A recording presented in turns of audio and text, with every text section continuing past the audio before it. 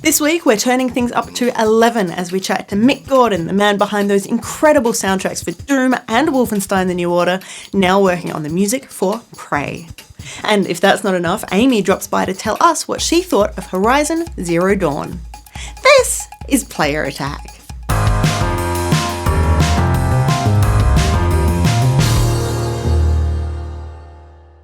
Hi, I'm Jessica Citizen, and this week let's start off with some numbers.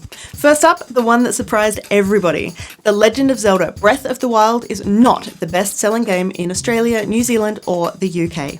Sales figures for the US are still pending, but in at least a few parts of the world, Nintendo's newest flagship title has been soundly beaten in the charts by another bow-wielding hero. Horizon Zero Dawn is not only the biggest launch title for PS4, trumping Uncharted 4 to the record, but it's also officially the best performing new IP launch for the console, surprising absolutely nobody. Aloy and those mechanical dinosaurs have officially beaten Zelda to the top by a comfortable margin, and stay tuned to Player Attack to find out what we thought about the game. But don't get me wrong, Nintendo has not had a bad run of things at all. The Switch has seen the biggest debut sales figures in Nintendo history, bumping the original Wii from the top spot. A longer running record has also been shattered. Super Mario for Nintendo 64 used to be the company's best-selling standalone launch title, ignoring Wii Sports, which was sold as a bundle with the new hardware. Now though, that honour goes to Breath of the Wild, again by a comfortable margin. But it's not all sunshine and roses for Nintendo fans. While so many elements of the Switch console have leapt into the future, there is one part that has remained firmly stuck in the past. In an odd backward step from both the Wii U and 3DS system of file management, you cannot back up or copy your save game files. As you play, your data is written to the system's internal storage, and there's only 32 gig of that, with nearly a quarter taken up by the operating system. If you lose your Switch, you lose your games. If the internal storage gets full, you will need to delete older files to make room for newer ones. Moving on to quick news, the Steam user review system has had a serious overhaul, which should provide the end user with a more accurate idea of the game they're looking at. The review score shown at the top of store pages and in search results will no longer include reviews by users who received the game for free.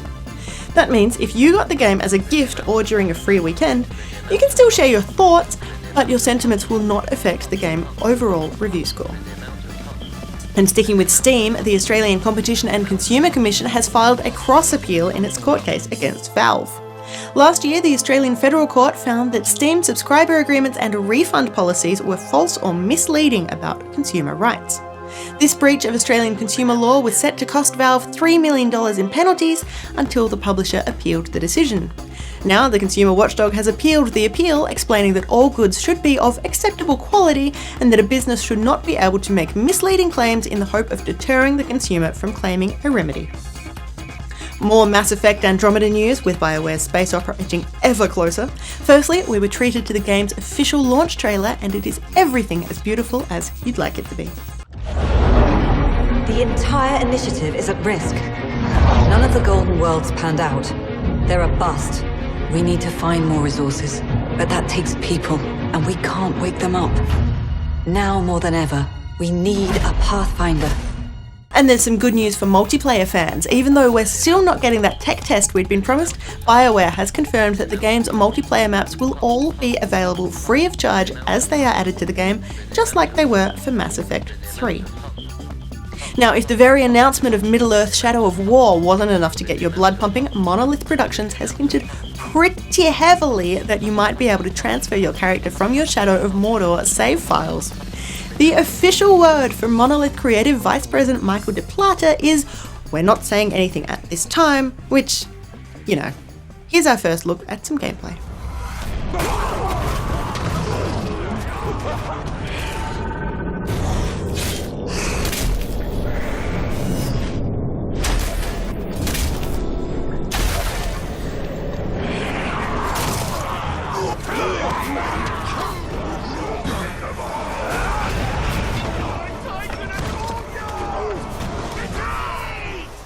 And another new trailer this week comes to us from Bethesda, who has given us a look at Quake Champions. The studio has confirmed that the new version of the old school arena shooter will be free to play, but there will also be a paid for option for those who like throwing money at things. The free version of the game will give you access to one character, Ranger. As you play, you will earn in-game currency, which you can spend to play as other champions for a limited amount of time. Bethesda doesn't like the word rent, but that's kind of what you're doing. If you want full access to all of the game's characters forever, you will need to pick up the Champion Pack. Everybody will share the same maps and compete in the same brackets. It's basically a way for Bethesda to get the game onto as many screens as possible, with creative director Tim Willits acknowledging that some people just want to play Quake, while others might like access to all of the champions from the get-go. And finally this week, yet another study has shown that playing violent video games does not make players more aggressive. Academics at Hanover Medical School believe that previous studies into the topic may have been inaccurate because they looked at a person's psychological state during or immediately after playing a violent game. This new survey waited at least 3 hours as a way of assessing longer-term effects. The study involved brain scans and psychological questionnaires and tested both levels of aggression and capacity for empathy.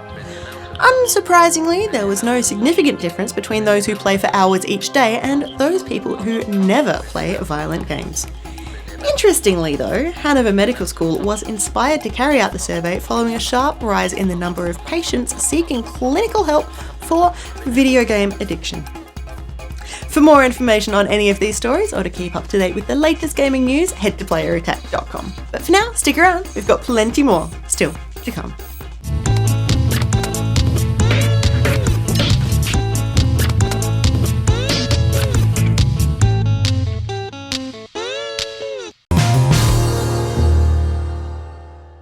Finally, after years of trying, we've managed to grab this man, Mick Gordon.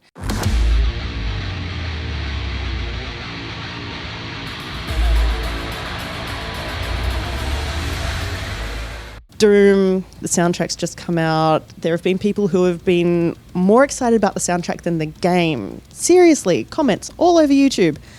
How's it been for you? Yeah, good. I mean, Doom was obviously a really, really fun project. So I think what was great was we were given the opportunity to actually give the soundtrack a proper treatment, which was really cool. Rather than just kind of pulling the music straight out of the game and releasing it, it was kind of able to do our own thing. So we were able to get those voice files in there and all the different arrangements and stuff like that. It was really cool. What was most amazing about that was the support from the fans. The fans were the ones that really made that a success. And seeing that soundtrack sitting right up next to Beyonce on the charts was crazy. And that's totally down to the fans. The fans are the most important thing. So we'll just backtrack a little bit, because quite often game soundtracks are literally, here is the audio from the game that we've just pulled out, stuck it onto a CD, off you go kids, listen to that. You guys actually remixed and remastered everything, so what you're hearing is actually slightly different to what's in the game. Yeah, absolutely. So the music that's in the game exists solely for the purpose of being in the game. So the way it's arranged for the game purpose doesn't really make the most sense to listen to on the outside of the project, which is kind of the thing. So what we did then is just basically use that as building blocks to kind of build proper arrangements and things on. And I was able to carve a kind of soundtrack experience that represented the game experience, but kind of, created the sort of best archival version of the music at the same time, which was kind of cool. And I felt that was really important for the franchise and did the due justice as well.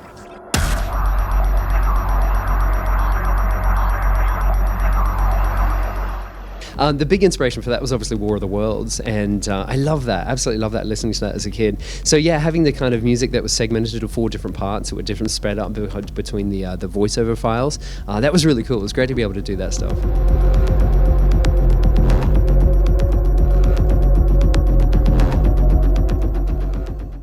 Now, for people who haven't paid attention to what actually went into behind the scenes for Doom, everybody knows a guitar has 6 strings, a bass guitar has 4 strings. That wasn't the case for Doom. No, not at all. I ended up getting a 9-string guitar, and the cool thing about the 9-string guitar is you have the regular 6-string guitar, and then you have an extra 3 strings obviously on the bottom, but those 3 strings go down as low as a 5-string bass. So it's like having a 5-string bass on the bottom of your 6-string guitar, which was really, really cool. But no, we used a bunch. We had a 7-string guitar on Doom as well. We had an 8-string guitar, which I have here today for PAX, which is going to be a lot of fun. Then the 9-string guitar. I actually ended up getting rid of the 9-string guitar because it was just too crazy. So I gave it away to a friend of mine. So so it was kind of cool though.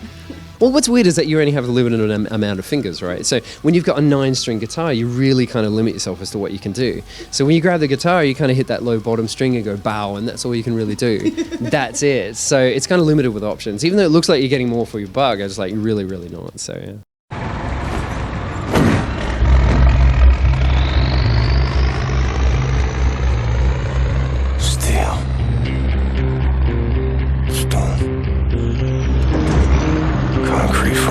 friends. I wonder if there's anything in this world worth saving. Desolation. Tyranny. Enemy of endless might.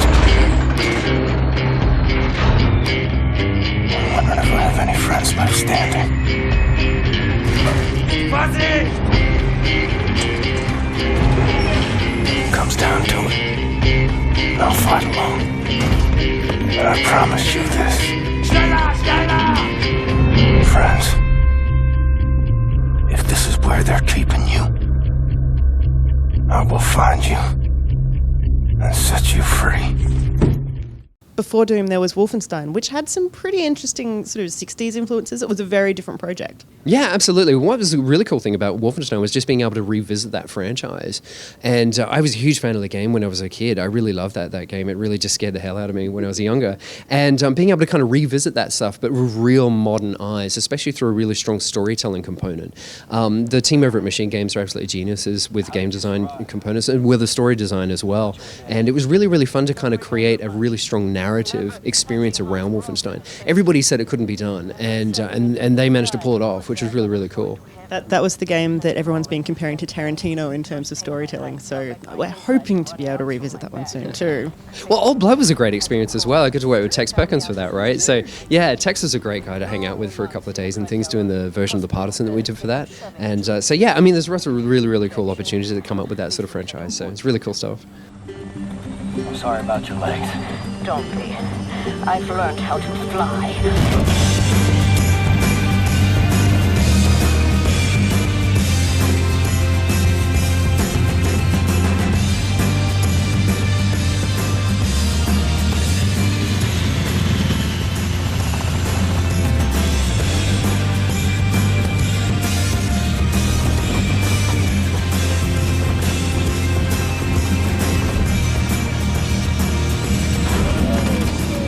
Things are never going to fit, Caroline. Yes, they will. Trust me.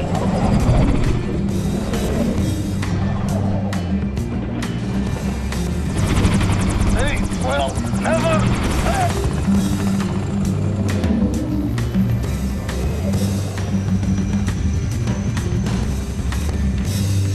Have you finished complaining?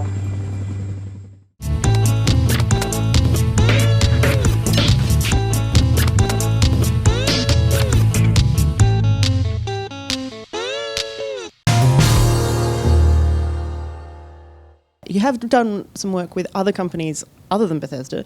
You also did Killer Instinct was one that springs to mind immediately. And what else have you done to get to this point, as well as Killer Instinct and the other games? Yeah, sure. So I was with the Need for Speed franchise for a couple of years, which was a lot of fun. That's where I met my mentors and still mentors me today. And that was really, really cool. Just writing music for different car games. And it was interesting because their approach there was to make a car game pretty much every year. And it's a car game, right? How much do you do? And they would really create this whole sort of thing that would wrap up that car game to create something unique each year. So it was a lot of really, really interesting challenges that were presented with that, which was a lot of fun.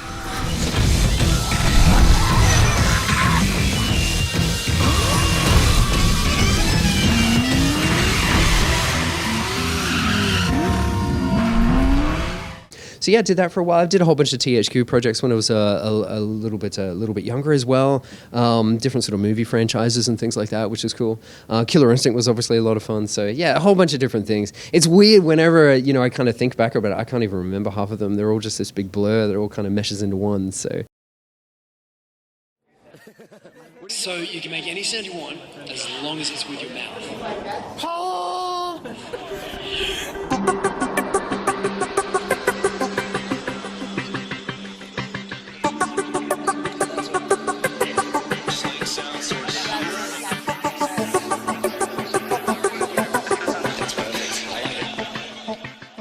And to think that you've come from that through everything, and now you are literally harnessing the energy of hell.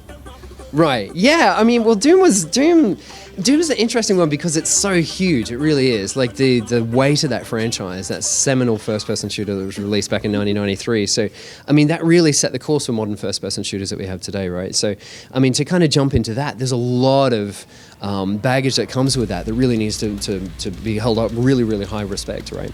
So, harnessing hell energy and all that sort of thing, that was all just a bit. I guess the challenge with that game was that we had to look at it really on its own.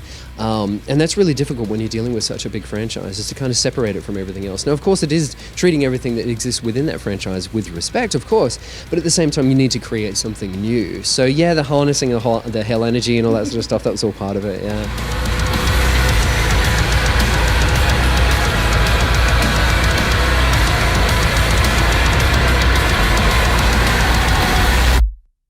Can we go back into Mick Gordon's personal history for a moment? Okay. We've talked about the games that you've worked on. When you were a little kid, like way back, because obviously you are 100 years old because you've done so much stuff. Going all the way back, what did you want to be when you grew up? Did you ever think that you'd be here doing this? Gosh, I have no idea. I don't actually remember having a thought like what I wanted to do when I grew up. I don't think. I remember picking up a guitar when I was 12, and I went, "That's a really cool thing." It was really cool, but it wasn't like I want to make a career out of it. It was like finding something that you made to do. And that was kind of interesting. I always feel like with music, like I'd be doing it whether there was an industry or there was no money or any of that sort of thing. It's just it's an itch that you have to scratch, and that doesn't mean that it's like a really exciting and fun sort of thing. It's pulling teeth a lot of the time. It's a lot of hours of trying things and experimenting and screwing things around. But there's been so many days where I've worked for months on end with no break whatsoever, and it's gotten to a Sunday and I've said I'm not going to do any music today, and then it comes around at 4 o'clock in the afternoon and I've just been working on music all day, and I just find myself for doing that for some reason. But it's not a happy thing. It's like it drives me crazy sometimes as well. So yeah, there was I don't know, before that I think I was really into martial arts when I was a kid. That's the discipline side of things, isn't it? Well, I guess so. I don't know. I remember what do I remember from martial arts? Yeah, a lot of stretching, a lot of kicking, a lot of crying, a lot of sore knuckles and that sort of thing. But yeah, all good stuff. I had some really good instructors when I was younger, and they really instilled discipline in for sure.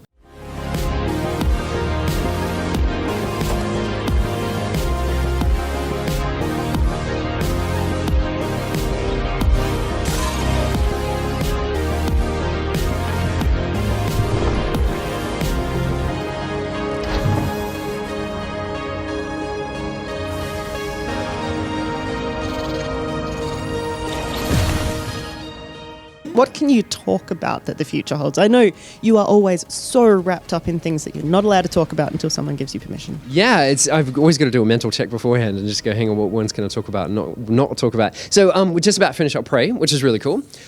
Prey is getting wrapped up very, very soon for a release next year, which is really, really super exciting. We just did a trailer the other day for a game that I'm making with 3 other friends of mine called Routine. It's a science fiction sort of thing set in the 70s on an abandoned moon base, so that's really good. And we set our challenge with that to make a AAA quality game with only 4 people. So that's been a big challenge for the last couple of years, and that's going to be out March next year, which is really, really cool. The other stuff I can't talk about at all, actually. It's really weird, which I know is always such a suckful thing to say, right? But it's a sad truth, unfortunately. Sorry, Jessie. It just means that we're just going to have to keep an eye out, and next time, we're going to see that name Mick Gordon pop up, and we know it's going to be good quality. Well, I appreciate that, Jessie. Thank you so much.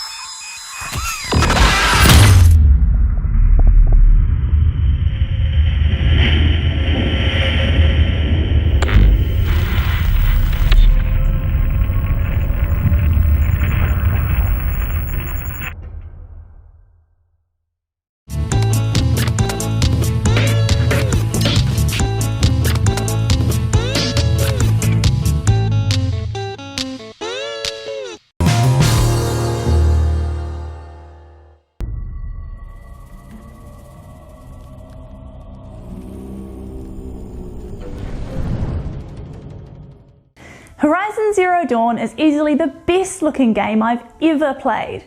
To think, we wouldn't have this masterpiece if Guerrilla hadn't decided to take a risk on a brand new IP, a risk that was very worth it. Guerrilla has produced a complex and compelling open-world action RPG with robot dinosaurs and arguably the most impressive visuals I've seen come out of a console. The world of Horizon Zero Dawn is absolutely breathtaking. The design and execution of the wide variety of mechanical creatures in the game are stunning. Set years in the future, the art style combines natural materials like stone and wood with the metallic technology of the old world. These styles juxtapose beautifully, resulting in a unique vibe that I fell head over heels in love with. The textures throughout the entire game are so rich with detail, you will feel totally immersed in the gorgeous world around you. The even better news is, the story is equally as beautiful as the world. Horizon Zero Dawn was written by John Gonzalez, who also brought us Fallout New Vegas. This game is set in a matriarchal tribal society with a female protagonist, and this is one of the best things about it. It was so exciting to experience a real, raw, and undeniably feminist narrative. The diversity in characters absolutely elevates it head and shoulders above other similar story-driven games. The multiple dialogue options are a nice touch, but they don't seem to have any direct impact on the game. You aren't able to change the course of the story, but you are able to experience the different sides of Aloy. Loving, confident, and certainly one of the toughest characters I've ever encountered. Aloy goes through a lot of character development throughout the story, and we get to experience the events that have given her strength. Not only is the story great, the art stunning, and the writing well put together, it plays like a dream. The difficulty level increases flawlessly as you move through the story and upskill, discovering new creatures and challenges to hone your skills. It is, as with most games, possible to grind and make quick progress, but you'll be missing out. Horizon offers fantastically directed open-world gameplay that is extremely rewarding to follow. Far Cry's map system meets The Witcher's lore and character development meets Tomb Raider's everything.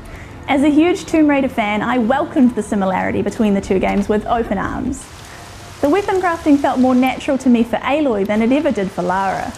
The piece of old world technology that Aloy finds very early on, called a focus, is a fantastic addition to the game and allows you to discover important information about your surroundings. You'll want to make sure you are always hunting for ingredients and harvesting natural materials so you can keep your health, weapons, and tools in top condition. This game mixes primitive hunting techniques with modern day technology, and as a result, you have a combat system that is both different and very satisfying. A small user experience gripe though, crafting weapons and armor becomes a chore with no inbuilt comparison finder. You'll need to move back and forth between the trader and your own inventory to compare item stats. A minor issue, but a bit of a hassle nevertheless. I knew going in that this open world RPG would be big, but Horizon Zero Dawn is enormous. I've sunk a number of hours into this game over the past 10 days, but I know I'll be devoting many more to exploring the full depth of this massively open world. And rightly so.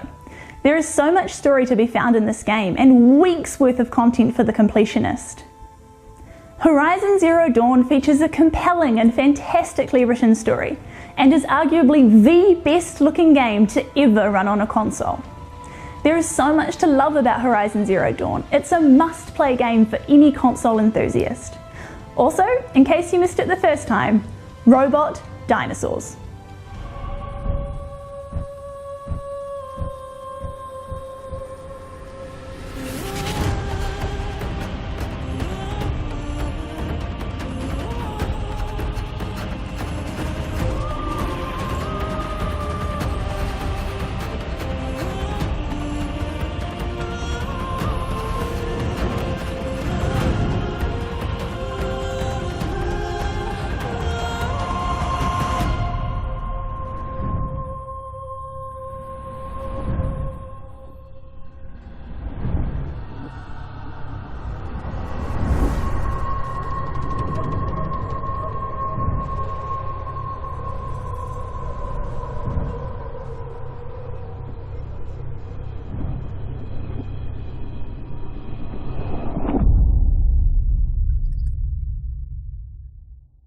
And that's about it for this edition of Player Attack. Thanks for watching. Next week, Angelo chats to the Aussie indie developer of upcoming mobile game Buy Something, and we catch up with Alienware to look to the future after the company's 25th anniversary in 2016.